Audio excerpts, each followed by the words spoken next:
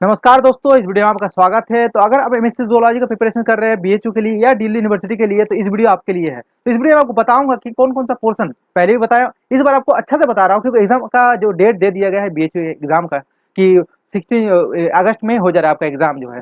ठीक है, तो आपको क्या क्या करना चाहिए इस टाइम में। देखिए, दो कैटेगरी का प्रिपरेशन स्टूडेंट इस टाइम कर रहा है। हो सकता है जो स्टूडेंट इतना अच्छा से प्रिपरेशन नहीं हुआ, और एक टाइप का स्टूडेंट है जो अच्छे से कर लिया प्रिपरेशन लेकिन उसको और कंफ्यूजन हो रहा है और प्रैक्टिस कर रहा है क्वेश्चन, ऐसे भी हो सकता है। ये सिचुएशन भी आया है बहुत सारे स्टूडेंट। तो मैं आपको बता रहा हूँ कि कौन कौन सा पोर्शन आपको पहले खत्म करना चाहिए इस टाइम में, एकदम फटाक से नहीं खत्म कर दीजिए। अगर कोई स्टूडेंट अभी शुरू किया है तो उसको पहले खत्म कीजिएगा, ठीक है, क्योंकि ज्यादातर क्वेश्चन 70% क्वेश्चन उस पोर्शन से आ जाएगा और मैं एनालाइज करके आपको बता रहा हूँ, ऐसे नहीं बोल रहा हूँ। ठीक है, पहले जो सब इंपॉर्टेंट है आपको पता होगा, जूलॉजी का अगर एंट्रेंस दे रहे तो आपका क्लासिकल जूलॉजी से क्वेश्चन पूछेगा, टैक्सोनॉमी से पूछेगा। देखो गया taxonomy, classical zoology, comparative anatomy, developmental biology, endocrinology, evolution, genetics हो गया। ये जो पोर्शन है मेजर पोर्शन को आपको पहले खत्म करना पड़ेगा, पहले आपको प्रिपेयर करना पड़ेगा। अब मैं बता दे रहा हूँ कि क्लासिकल जूलॉजी बोल देते हैं तो आपको थोड़ा कंफ्यूजन होता है कि क्लासिकल जूलॉजी में पढ़े क्या। क्लासिकल जूलॉजी तो बहुत बड़ा है, कंपैरेटिव एनाटॉमी बहुत बड़ा है, तो क्या करें। देखिए, मैं मेरा ई बुक में भी बहुत सारा चीज एक्सप्लेन कर दिया हूँ, अच्छे से एक्सप्लेन कर दिया हूँ। मैं फिर से आपको बता रहा हूँ, जो ये बुक खरीदना नहीं खरीदना चाहते हैं या नहीं खरीदे हैं उसके लिए मैं बोल रहा हूँ कि कौन कौन सा पोर्शन आप पढ़ लीजिए। कोई भी बुक आपके पास अनिता सहगल का बुक है या आप इंटरनेट से जाकर पढ़ लीजिए, या कोई भी सोर्स से आप पढ़ लिए, आपको बता रहा हूँ वो सोर्स। देखिए, अगर बात हुआ कि आपका शुरू कर रहे हैं आप प्रोटोजोआ से, क्योंकि प्रोटोजोआ से शुरू होता है आपका क्लासिकल पार्ट, तो प्रोटोजोआ में प्लाज्मोडियम पढ़ लीजिएगा, एंटोबा हिस्टोलाइटिका पढ़ लीजिएगा, ये बहुत इंपॉर्टेंट है। प्लाज्मोडियम को पूरा साइकिल आ जाता है कभी कभी, ठीक है, तो प्रोटोजोआ के कभी कभी आ जाता है। यूग्लिना अच्छे से देख लीजिएगा, ये सब पोर्शन है जो प्रोटोजोआ में आपको पढ़ना पड़ेगा। उसके बाद पॉरीफेरा, पॉरीफेरा का क्लासिफिकेशन पढ़ लीजिएगा, क्लास क्या क्या होता है, क्लास के अंदर कौन सा ऑर्गेनिज्म होता है, लार्वा का नाम क्या है, कॉमन नेम क्या है, कहाँ मिलता है, फ्रेश वाटर पॉरीफेरा कहाँ मिलता है, आपका वेराइन मतलब पॉरीफेरा का बहुत सारा नाम होता है, कॉमन नेम आपको देख लेना चाहिए। ये सब बुक ई बुक में मैं बोला हूँ, एज वेल एज मैं एक पहले भी वीडियो में मैं लिस्ट दे दिया था कॉमन नेम का, तो वहां से जाकर डाउनलोड कर सकते हैं आप पहले भी वीडियो, ठीक है। उसका भी डिस्क्रिप्शन में लिंक दे दूंगा, आप जाकर देख सकते हैं। उसके बाद है कि देखिए, पॉरीफेरा में कैनल सिस्टम का भी क्वेश्चन आता है। कैनल सिस्टम कितना टाइप का होता है, उस टाइप का, जैसे एस्कोनॉइड साइकोनॉइड जितना भी देखिएगा कैनल सिस्टम होता है, उसका एग्जाम्पल मतलब कहाँ कहाँ मिलता है वो कैनल सिस्टम। स्पिक्यूल्स, कितना तरह का स्पिक्यूल्स मिलता है वहां पर। फिर कोरल रीफ से क्वेश्चन पूछा जाता है कि तीन तरह का जो coral reef, atoll reef, barrier reef, आपका जो है आपका जितना टाइप का आपका कोरल रीफ होता है वो सब क्वेश्चन भी पूछा जाता है। तो पॉरीफेरा का हो गया। निडेरिया का आपको क्या पढ़ना है, निडेरिया का मेटाजेनेसिस आपको नाम पता होगा, उसका क्लासिफिकेशन पढ़ लीजिएगा। जितना भी आपका क्लासेस हो रहा है, निडेरिया कितना क्लास में डिवाइड हो रहा है, उसका अंदर कितना ऑर्गेनिज्म है, ईच एंड एवरी क्लास में उसका कॉमन नेम क्या है, ये क्वेश्चन पूछ ले। लार्वा का नाम क्या है, आपका मेटाजेनेसिस आपको अच्छे से पढ़ लेना पड़ेगा, क्योंकि पूछ लेता है कभी कभी कि ये ऑरेलिया जो इसका कॉमन नाम क्या है, ये कहाँ मिलता है, कौन कौन सा क्लास में मिलता है, मेटाजेनेसिस कैसे होता है, साइफोन फर्क, जितना भी है ये कॉन्सेप्ट आपको निडेरिया में पढ़ना है। उसके बाद आपको देखिएगा, उसकी निडेरिया का बाद आपका आएगा प्लाटी हेलमिंथिस। प्लाटी हेलमिंथिस में बहुत सारा है, जैसे टीनिया सोलियम, फैसियोला हेपाटिका, ये सब क्वेश्चन भी पूछा जाता है। इसका लाइफ साइकिल के ऊपर क्वेश्चन पूछता है, लार्वा के ऊपर पूछते हैं, मेरा चिड़िया में लार्वा, आपका meta cercaria, hexacanth larva, different type larva are present there, ठीक है। तो लार्वा का नाम भी आपको लाइफ साइकिल अच्छे से पढ़ना पड़ेगा। स्पेशली आपको कुछ ज्यादा लाइफ साइकिल पढ़ने की कोई जरूरत नहीं। टीनिया सोलियम और फैसियल हेपेटिक अगर यहाँ से पढ़ लेते हैं तो आपका हो जाएगा। अब बात हुआ निमाटोहेलमिंथिस मतलब निमाटोड, वहां से क्या पढ़ना है, उसका क्लासिफिकेशन पढ़ लीजिएगा, क्लासिफिकेशन का कैरेक्टरिस्टिक्स क्या क्या है देख लीजिएगा। उसके बाद आपको देखना है कि दो क्लास लाइफ साइकिल आपको पढ़ना है, वहां पर क्या क्या पढ़ना है आपको वहां पर। देखिए, वहां पर जाके आपको पढ़ना है उचेरिया ब्रांकोप्टी एंड आपके एस्केरिस लुम्ब्रिकोइडिस, दोनों का आपका लार्वा का नाम याद रखना है, उसका साइकिल याद रखना है, कहाँ पर इंटरमीडिएट होता है, कहाँ डेफिनेटिव होस्ट होता है, पूरा चीज आपको वहां से अच्छा से ग्रैब करना पड़ेगा। उसके बाद निमाटोड के बाद देखिएगा आपका आ जाएगा टिनोफोरा। टिनोफोरा इतने क्वेश्चन नहीं आता है। उसके बाद आपका एनिलिडा, आर्थ्रोपोडा, एकाइनोडर्मा, मोलास्का, ये सब ये भी आता है उसके बाद। तो आपको स्पेशल जैसे एनिलिडा का एक्सप्लेनेशन बहुत इंपॉर्टेंट है, ठीक है, वहां से क्वेश्चन पूछता है। अब बात है आर्थ्रोपोडा का, आर्थ्रोपोडा का लार्वा का नाम पूछे, क्रस्टेसिया हो गया, क्रस्टेसिया से बहुत सारा क्वेश्चन पूछता है। तो आर्थ्रोपोडा के ये सब चीज बहुत इंपॉर्टेंट होता है। और सबसे ज्यादा जो इंपॉर्टेंट, इंसेक्ट मेटामॉर्फोसिस, कितना टाइप का मेटामॉर्फोसिस होता है, मेटामॉर्फोसिस और हार्मोन का रोल क्या होता है, ये सब चीज मैं ना अपने बुक में बहुत अच्छे से एक्सप्लेन किया हूँ। और आपको अगर वो नहीं भी है आपके पास तो आप कोई भी सोर्सेस होगा, इंटरनेट में जाइएगा, आपको वहां पर जाके आपको जो पढ़ना पड़ेगा कि मेटामॉर्फोसिस इन इंसेक्ट, भाई hormonal role in a metamorphosis in insect, ऐसे करके टाइप कीजिएगा गूगल में जाके सिंपली। आपको अगर मतलब सिंपल ही है, आपको नेट तो होएगा आपके पास, तो सिंपल सर्च कीजिएगा तो आपको मिल जाएगा कितना टाइप का मेटामॉर्फोसिस होता है, हार्मोन क्या होता है, एग्रेशन क्या करता है, पीटीटीएच क्या करता है, आपका कितना रोल है, नहीं है, सब बता देगा वहां पर। तो यहाँ से क्वेश्चन कभी कभी पूछ लेता है और आप सोचते हैं एंडोक्रिनोलॉजी तो पढ़ लेते हैं, लेकिन ये एग्डाइसन हार्मोन है क्या, क्योंकि ये इंसेक्ट हार्मोन है दोस्तों, ठीक है। यहाँ से भी क्वेश्चन कभी कभी पूछ लेता है। अब उसके बाद मोलस्का, मोलस्का क्लासिफिकेशन पढ़ लीजिएगा, सिर्फ कैपोपोडा क्या होता है, बाइफल्विया क्या होता है, मोनोप्लेकोफोरा, पॉलीप्लेकोफोरा, सेफालोफोडा, मतलब बहुत सारे क्लासेस होता है, वो पढ़ लीजिएगा। उसके अंदर जितने में एग्जाम्पल है याद रखिएगा, कॉमन नेम याद रखिएगा, क्लासिफिकेशन आपको याद रखना चाहिए।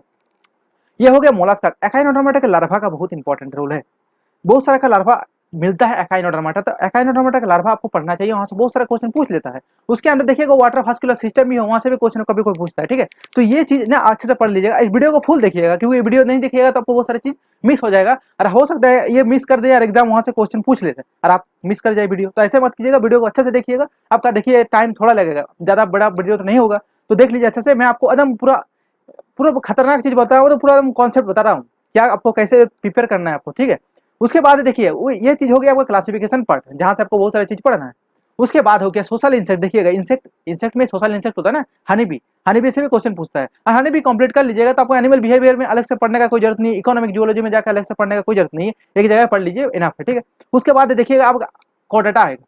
तो कोडाटा के पहले देखिएगा कोडाटा का यूरो कोडाटा, फिर यूरो कोडाटा, सेफालोकोडाटा, ये इतना टाइप का कोडाटा आएगा। फिर वर्टिब्रेटा आएगा, नेथोस्टोमाटा, ये सब चीज डिवाइड होता तो जाता है। फिशेस हो गया, amphibia, Reptilia, bird and Mammalia, ये सब चीज को क्लासिफिकेशन थोड़ा थोड़ा पढ़ के रखिए। बर्ड का इतना क्लासिफिकेशन पढ़ने की जरूरत नहीं, लेकिन मेमेलिया का क्लासिफिकेशन पढ़ने का जरूरत नहीं, लेकिन कौन सा क्लास में कौन सा ऑर्गेनिज्म मिलता है ये तो एटलीस्ट याद रखिएगा कि मैमल क्या होता है, सिटेसिया क्या होता है, आपका कार्निवोरा क्या होता है, उसके अंदर कौन कौन सा ऑर्गेनिज्म पड़ता है, ये आपको थोड़ा याद रखना पड़ेगा। उसके बाद एम्फीबिया, एम्फीबिया क्लासिफिकेशन बहुत इंपॉर्टेंट है, वहां से बहुत सारा क्वेश्चन पूछता है। बाइटिंग मैकेनिज्म, ये आपको पढ़ना है। पॉइजन एपरेटस, ये आपको पढ़ना है। एरोडायनेमिक्स ऑफ बर्ड, ये भी आपको पढ़ना पड़ेगा, ये से भी क्वेश्चन पूछ लिया जाता है। फिशेस से तो बहुत सारा क्वेश्चन पूछता है, फिशेस का क्लासिफिकेशन पूछ लेगा। और एस्क देखिएगा, दो तरह का फिशेस होता है, एक होता है साइक्लोस्टोमा से भी, बहुत ये भी बोलने भूल गया था आपको, साइक्लोस्टोमा से भी क्वेश्चन पूछता है दोस्तों। तो ये सब पढ़ लीजिएगा, फिशेस से भी क्वेश्चन बहुत सारा पूछता है, उसका स्केल्स के ऊपर क्वेश्चन पूछता है। अगर कंपैरेटिव एनाटॉमी का बात करें, अगर आप कोरोना यहाँ से पढ़ लीजिए, क्लासिफिकेशन का पार्ट खत्म होगा यहाँ से, ठीक है। अब बात है कंपैरेटिव एनाटॉमी कहाँ से पढ़ना है। कंपैरेटिव एनाटॉमी पढ़ने के लिए देखिए पहले इंटेगुमेंटरी सिस्टम होता है। इंटेगुमेंटरी सिस्टम में आपका स्किन क्या होता है, देखिए एपिडर्मिस होता है, डर्मिस होता है, यहाँ पर क्या मिलता है, स्नेल्स हो गया, फिर हॉर्न, एंटलर, जितना भी है आपका, ये सब चीज पढ़ना पड़ेगा। उसके बाद स्केल्स, फिशेस में कितना तरह स्केल, टिनोइड स्केल्स जितना भी है आपका, गैनोइड, कॉस्मोइड, जितना तरह का स्केल्स मिलता है वो आपको पढ़ना पड़ेगा। कहाँ पे कौन सा ऑर्गेनिज्म में मिलता है ये आपको पढ़ना पड़ेगा। देखिए बीएचयू का पैटर्न ही है ना, कि ये अगर कैरेक्टरिस्टिक्स है, ये कैरेक्टरिस्टिक कौन सा ऑर्गेनिज्म में मिलता है। पहले तो ये कौन सा ऑर्गेनिज्म मिलता है, ये ऑर्गेनिज्म कौन सा क्लास में बिलोंग करता है, कौन सा फाइलम में बिलोंग करता है, और ये ऑर्गेनिज्म का लार्वा का नाम क्या है। इस टाइप का क्वेश्चन ना बहुत पूछता है बीएचयू में। तो ईच एंड एवरी टॉपिक को ऐसे ही पढ़िएगा। अगर एरोटिक आज का ही बात करें, अगर सिंपल हम सर्कुलर सिस्टम की बात करें, तो एरोटिक आज से भी देखिएगा, वहां पर जाके देखिएगा, वहां पर ऐसे ही सिंपल पूछता है कि डॉक्टर आर्थिसिस कहाँ मिलता है, डॉक्टर कैरोटिकस कहाँ मिलता है। आपको एरोटिक आज का जितना भी है, मैं वीडियो भी दिया हूँ एरोटिक आज के ऊपर, तो वो भी देख लीजिएगा, मैं मेरा प्ले लिस्ट में जाके स्टडी मटेरियल का। और देखिए यूरोजेनेटर सिस्टम से आपको पूछ लेगा बहुत सारा, कितना तरह का यूरोजेनेटर सिस्टम मिलता है, उल्फियन डक्ट क्या होता है, मुलेरियन डक्ट क्या होता है, ये सब पूछे गए। टाइप्स ऑफ यूटेरस के ऊपर क्वेश्चन पूछता है, प्लासेंटा का टाइप्स के ऊपर क्वेश्चन पूछता है। उसके बाद अगर बात करें हम लोग को रेस्पिरेटरी सिस्टम का, तो रेस्पिरेटरी सिस्टम देखिएगा, बर्ड के ऊपर बहुत सारा एक्सेसरी रेस्पिरेटरी ऑर्गन रहता है, मतलब एयर सेक्स रहता है, कितना तरह का, मतलब कितना पेयर्स ऑफ एयर सेक्स रहता है, 9 पेयर्स ऑफ रहता है। ये डायरेक्ट क्वेश्चन पूछ लिया जाता है, एयर सेक्स का कितना पेयर रहता है, या थोरासिक पेयर्स रहता है, थोरासिक एयर ब्लड रहता है, बहुत सारा टाइप्स रहता है, वो भी आपको याद रखना पड़ेगा। उसके बाद देखिए ये एक्सेसरी जितने फिशेस में बहुत सारा एक्सेसरी मिलता है, लैबिरिंथ फॉर ऑर्गन, ये सब जितना भी है, ये टाइप्स आपको पता पड़ेगा, रेस्पिरेशन कैसे होता नहीं होता, सिंपल सी है, ज्यादा पढ़ने का कोई जरूरत नहीं है। इसलिए मैं ये बुक बना दिया था कि आपको इजी से इजी हो पाए, तो जो जो ले लिया है उसको पता चलेगा कि क्या क्या मटेरियल है नहीं है, तो अच्छा से एक्सप्लेन कर दिया हूँ ईच एंड एवरी टॉपिक को, ठीक है। ज्यादा पढ़ने का जरूरत नहीं होगा, तो लिस्ट बना के रखा हूँ। अब बात हुआ कि देखिए आपका इवोल्यूशन ऑफ हार्ट, ये आप सर्कुलेटरी सिस्टम से आप पढ़ लीजिएगा एरोटिक आज। उसके बाद है आपका इवोल्यूशन हार्ट, ये पढ़िए। यूरिजेंडर सिस्टम में टाइप्स ऑफ यूरिया कहाँ मिलता है ये पढ़ना पड़ेगा, टाइप्स ऑफ यूटेरस, प्लासेंटा, ये पढ़ लीजिएगा, ठीक है। उसके बाद देखिए अगर बात करें तो कंप्यूटर में तो इतना एंडोस्केलेटल सिस्टम का अगर बात करें, ठीक है, वहां पर टाइप्स ऑफ वर्टिब्रा क्या होता है, डेंटिसन, टाइप्स ऑफ डेंटिसन, कौन सा डेंटिसन कहाँ मिलता है, लोफोडोन कहाँ मिलता है, सेकोडोन कहाँ मिलता है, फिर आपका मोनोफाइडोन, पॉलीफाइडोन, जितना भी टाइप्स को डेंटिसन मिलता है, कहाँ मिलता है, कौन सा ऑर्गेनिज्म में मिलता है, ये बहुत इंपॉर्टेंट है। एक्रोडोन क्या होता है, ये सब टाइप अच्छे से पढ़ लीजिएगा, डेंटिसन का टाइप पढ़ लीजिएगा, ठीक है। उसके बाद देखिए इसका वर्टिब्रा, जॉ सस्पेंशन जितना भी है ये पढ़ लीजिएगा, कितना टाइप का जॉ सस्पेंशन होता है, विसरल अर्च क्या होता है ये भी पढ़ लीजिएगा, ये भी बहुत इंपॉर्टेंट है। तो ये सब कंपैरेटिव एनाटॉमी टॉपिक पढ़ लीजिएगा। एंडोक्रोनोलॉजी में अगर बात हुआ एंडोक्रोनोलॉजी का, तो ये भी बहुत इंपॉर्टेंट टॉपिक है। यहाँ पर क्या पूछता है पहले भी बताया, फिर से आपको बता रहा हूँ कि आपको ये चीज इंटीग्रेट हो जाए आपका माइंड में, और आप पढ़ लीजिए, एटलीस्ट पढ़ लीजिएगा, तो आप क्वेश्चन जाकर अटेंड कर लीजिएगा। बहुत सारे क्वेश्चन पूछता है एंडोक्रोनोलॉजी से, और आपको ये अगर पता चल गया तो आप बहुत सारे क्वेश्चन अटेंड कर पाइएगा। देखिए क्या क्या क्वेश्चन पूछता है, सिंपली आपको बता रहा हूँ। एक होता है हार्मोन कहाँ से सिगरेट कर रहा है, उसका नेचर क्या है, मतलब कौन सा हार्मोन कहाँ से सिगरेट करता है, पिट्यूटरी ग्लैंड से हो रहा है, आपका पिट्यूटरी ग्लैंड से हो रहा है, गोनाड से हो रहा है, आपका कहाँ से हो रहा है, ये पहले आपका सोर्स जानना पड़ेगा। फिर उस हार्मोन जो सिगरेट कर रहा है, अगर पिट्यूटरी से एंटेरियर पिट्यूटरी हो गया, पोस्टीरियर पिट्यूटरी हो गया, इन्फेंटिबुलम होगा, जहां से सिक्रेट कर रहा है वो अब देख लीजिएगा कि कौन सा पार्ट में कौन सा हार्मोन सिक्रेट करता है, एंटेरियर पिट्यूटरी में कौन सा करता है, पोस्टीरियर पिट्यूटरी में कौन सा करता है। और ये मतलब देखिएगा, अगर पोस्टीरियर पिट्यूटरी का बात हुआ तो वो सिक्रेशन करता है, मतलब वो सिक्रेट करता है, लेकिन प्रोडक्शन आपका न्यूरोसेक्रेटरी सेल करता है। मतलब ऑक्सीटोसिन आपका देखिएगा वहां पर स्टोर होता है, ज्यादा स्टूडेंट वहां पर गलती कर देता है, सोचता है वहां से प्रोडक्शन हो रहा है पोस्टीरियर पिट्यूटरी से। पोस्टीरियर पिट्यूटरी में ऑक्सीटोसिन और एडीएच वहां पर जो होता है ना, वहां पर स्टोर होकर रहता है, और उसका प्रोडक्शन जो होता है न्यूरोसेक्रेटरी सेल्स करता है, वहां पर जाकर स्टोर होता है, वहां से रिलीज होता है सिर्फ, ठीक है। लेकिन एंटेरियर पिट्यूटरी में ऐसे नहीं होता, वहां से सिगरेट का मतलब प्रोडक्शन भी वहां है और सिगरेट भी वैसे ही होता है। तो ये सब चीज का बहुत ध्यान रखना है, कहाँ से सिगरेट कर रहा है, कौन सा कॉपर में निकल रहा है, उसका नेचर क्या है, मतलब पेप्टाइड इन नेचर है, स्टेरॉइड इन नेचर है, एमाइन नेचर है, कैसा नेचर है, मतलब हार्मोन का नेचर क्या है, ये भी आपको पढ़ना पड़ेगा। ये बहुत इंपॉर्टेंट क्वेश्चन पूछता है। अब बात हुआ कि उसका फंक्शन क्या है, कौन सा ऑर्गन में जाके काम करता है, कौन सा हार्मोन कौन सा ऑर्गन में जाके काम करता है, और उसके बाद जो आपको पढ़ना पड़ेगा कि वो हार्मोन का अगर हाइपर सिक्रेशन हो जाए तो क्या होगा, हाइपो सिक्रेशन होने से क्या डिजीज होगा। ये सब चीज आपको बहुत ही इंपॉर्टेंट है और क्वेश्चन यहाँ से पूछता है। बस यही अगर पढ़ लीजिएगा तो आपका एंडोक्रोनोलॉजी अगर 10 क्वेश्चन पूछ रहा है तो मैं गारंटी के साथ बता सकता हूँ 8 क्वेश्चन आप करके आ जाइएगा आराम से, क्योंकि यहाँ से क्वेश्चन पूछेगा, ठीक है। एंडोक्रोनोलॉजी होने के बाद आपको है इवोल्यूशन वाला पार्ट। इवोल्यूशन का कहाँ से क्वेश्चन पूछता है, इवोल्यूशन का क्वेश्चन जो हार्डी विनगर अच्छे से कर लीजिए, वहां से एक दो मिल जाएगा। स्पेसिएशन क्या होता है वहां से पढ़ लीजिएगा, लैमार्किज्म क्या होता है, आपका डार्विनिज्म क्या होता है, इंडस्ट्रियल मैनलिज्म क्या होता है, नेचुरल सिलेक्शन क्या होता है, जेनेटिक ड्रिफ्ट क्या होता है, फाउंडर इफेक्ट क्या है, आपका मॉलिक्यूलर क्या क्लॉक क्या होता है, आपका जियोग्राफिकल टाइम स्केल्स, यहाँ से तो बहुत सारा क्वेश्चन पूछता है। और यहाँ पर सिर्फ यहाँ से नहीं पूछता है, बीएचयू में नहीं, दिल्ली यूनिवर्सिटी, गैट भी, सीएसआर नेट गैट कोई भी एग्जाम हो वहां पर पूछेगा जियोग्राफिकल टाइम स्केल के ऊपर। तो अच्छा से उसको रट्टा मार लीजिए, वहां से दो एक क्वेश्चन तो मिलेगा ही मिलेगा और आपको आराम से वहां पर नंबर एक्वायर हो जाएगा। तो ये सब जो पोर्शन है इवैल्यूएशन में बहुत ही इंपॉर्टेंट है। उसके बाद जो आपको पढ़ना पड़ेगा आपका है जेनेटिक्स वाला पार्ट। जेनेटिक्स में आपको देखिए बहुत सारे मेंडेलियन जेनेटिक्स अच्छे से पढ़ लीजिए, क्लासिकल जेनेटिक्स जो है आपका, फिर आपका जो म्यूटेशन क्या होता है, आपका ट्रांसलोकेशन क्या होता है, आपका जितना भी प्रोसेस होता है ना वो पढ़ लीजिएगा अच्छे से। उसके बाद लिंकेज क्या होता है, क्रॉसिंग ओवर क्या होता है, ये सब बहुत इंपॉर्टेंट। सेक्स डिटर्मिनेशन क्या होता है, मैपिंग क्या होता है, ये सब चीज आपको पढ़ना पड़ेगा आपका जेनेटिक्स पार्ट से, ठीक है। तो जेनेटिक्स अच्छे से कर लीजिए।